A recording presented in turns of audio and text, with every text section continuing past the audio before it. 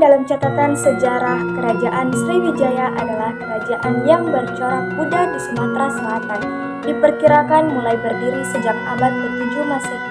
Berdasarkan catatan dari Biksu Itsing dari Tiongkok yang pernah mengunjungi Sriwijaya, kerajaan ini telah berdiri pada tahun 671 Masehi yang dipimpin oleh seorang Raja Dapunta Hyang Sri Jayanasa. Nama Sriwijaya dalam bahasa Sanskerta berarti cahaya kemenangan, yang diambil dari kata Sri berarti cahaya dan Wijaya berarti kemenangan. Kerajaan Sriwijaya adalah salah satu kerajaan terbesar dan berpengaruh di Nusantara maupun Asia Tenggara, dengan kekuatan armada lautnya yang besar. Kerajaan Sriwijaya menaklukkan Nusantara serta membentangkan pengaruhnya sampai ke Thailand, Kamboja, Semenanjung Malaya, bahkan menjalin hubungan hingga ke India. Selain para pedagang, ada seorang biksu yang datang. Ia adalah Itsing. Baginda Raja Itsing sudah tiba dan dia ingin berhadapan denganmu. Persilakan Itsing masuk ke sini. Baik Tuan, silahkan masuk. Baginda Raja, saya Itsing dari negara Tiongkok ingin mengajarkan agama Buddha di wilayah ini. Kenapa engkau ingin mengajarkan agama Buddha di wilayah ini? Saya ingin mengajak untuk berbuat kebijakan dan mendekatkan diri kepada Tuhan. Apa yang diajarkan dalam agama Buddha? Dalam agama Buddha diajarkan untuk melepaskan nafsu dan penderitaan dalam hidup manusia untuk mencapai nirvana. Baiklah, saya mengizinkan kamu untuk mengajarkan agama Buddha di wilayah ini. Terima kasih Baginda Raja. Itsing tinggal selama 6 bulan. Ia menyebarkan agama Buddha sampai ke kerajaan. Semenjak saat itu, Sriwijaya menganut agama Buddha.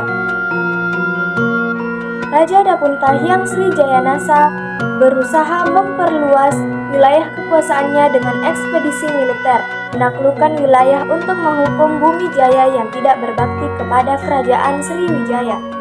Panglima, bersiaplah untuk berperang. Bersiap untuk apa, Baginda? Dalam waktu dekat ini kita akan melakukan ekspedisi militer ke wilayah Bumi Jaya. Baik, Baginda Raja. Itulah kekuasaan yang ada di tulang bawaan serta tanah Jawa-Jawa, Kerajaan Jambi dan Kerajaan Kalingga. Baik, Baginda Raja, kami akan mengumpulkan prajurit dan menyusun strategi penyerangan darat dan laut secepatnya.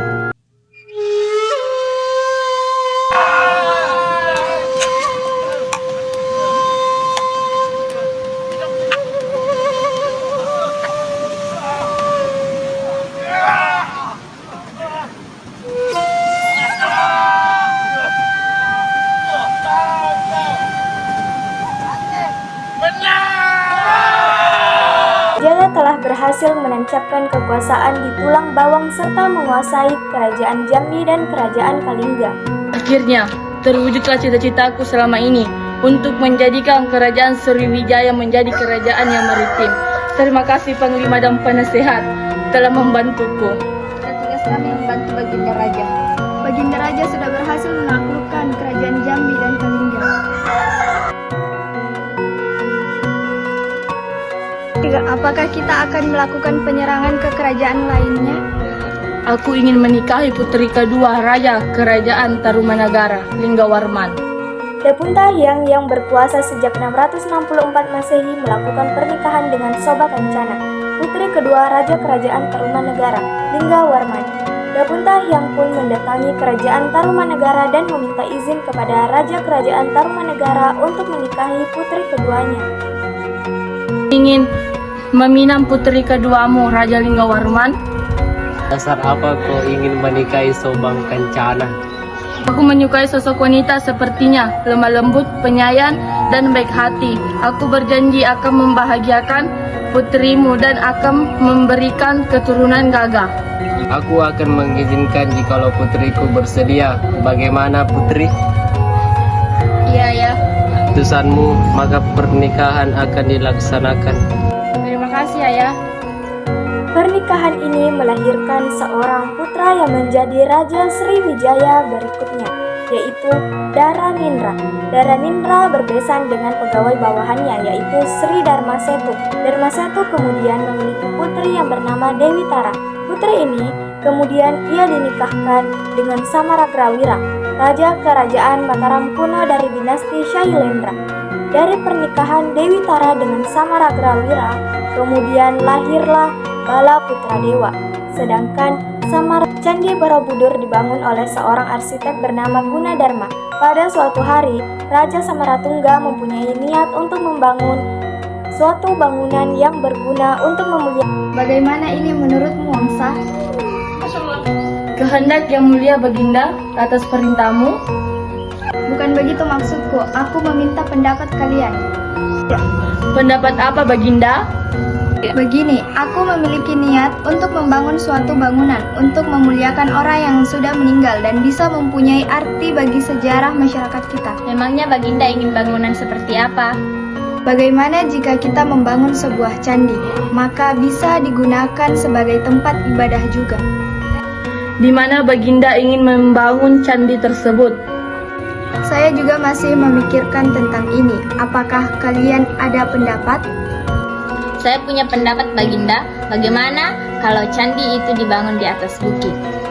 Saya sependapat Baginda, agar candi itu terlihat gagah dan megah. Baiklah, cari arsitek untuk membangun candi itu. Baik Baginda. Saya mempunyai kenalan arsitek Baginda. Ia bernama Gunadarma, berasal dari negeri Seberan. Ia sangat terkenal di negerinya. Mungkin dia bisa merancang sesuai kehendak Baginda. Cari dan bawa dia ke sini. Laksanakan Baginda, saya akan mencari dan membawanya. Wangsa pun mencari sang arsitek itu. Setelah menemukannya, dibawalah arsitek yang bernama Gunadarma itu menghadap sang raja. Pada siang itu, Gunadarma menghadap ke sang raja. Kamu tahu apa alasan aku sehingga memanggilmu kemari? Hatur sembah saya Baginda, saya telah mengetahuinya.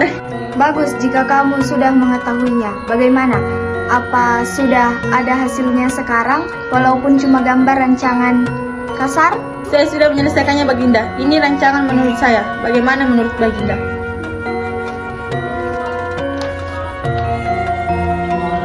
Rancanganmu ini sudah sesuai. Candi Borobudur dibangun dengan beberapa tahap. Pembangunan candi memakan waktu hampir setengah abad lamanya, sehingga pembangunan baru dapat diselesaikan pada masa pemerintahan Putri Raja Samaratungga, yaitu Pramodawardhani. Yang Candi Borobudur dibangun pada pemerintahan Raja Samaratungga pada abad ke-8.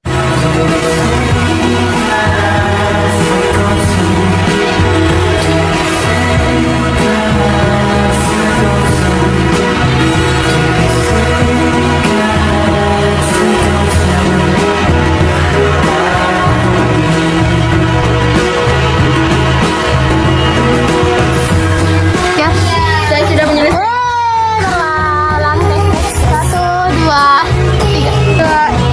Aku akan mengizinkan jikalau putriku. Lama aja juga nak geser.